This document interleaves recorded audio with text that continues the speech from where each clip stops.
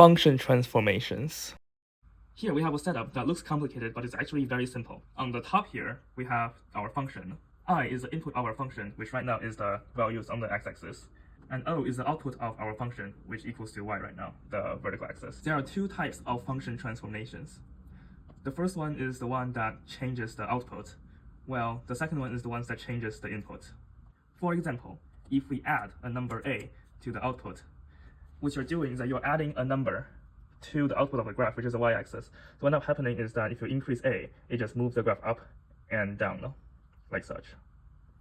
If you multiply the output by a number, what you're doing is that you are scaling, you're stretching or squeezing the function on the output axis, which in this case is the y-axis. If you increase the number, the multiplication makes the output larger, which means that you are stretching. Well, if a is closer to 0, means smaller than 1, you are squeezing the function. And if it's negative, it reflects across the x-axis. Function transformations that influences the input is flipped. Let's say I add 10 to the input of a function. What is it doing is that it's shifting the axis towards the right by 10 units. But from the perspective of the axis, it's like the graph moved toward the left 10 units instead. So now I added a to the input of the function. As a increases, the function moves towards the left, while as a decreases, the function moves toward the right. It is the opposite of the ones that influences the output. This applies to scaling as well. If a is bigger, it is squeezing the function instead of stretching. And if a is closer to 0, it is stretching instead of squeezing. American schools don't teach function transformations that way. Instead, what they do is that they pack all the transformations into the parent function like this. So in this case, the parent function is x, so this thing squared. You'll get a parabola from it.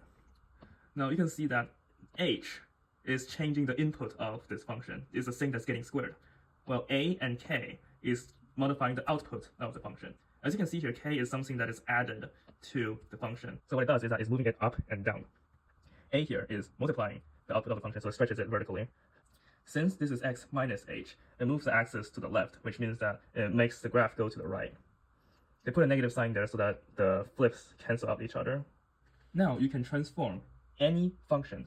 Like, it doesn't matter what the function is. If you add a number in the end, you're going to be shifting it vertically. If you're multiplying the output, you're going to scale it vertically. If you add a number h, well, negative h, to the input, well, in this case, there's multiple axes, so I have to add it to every single one of them.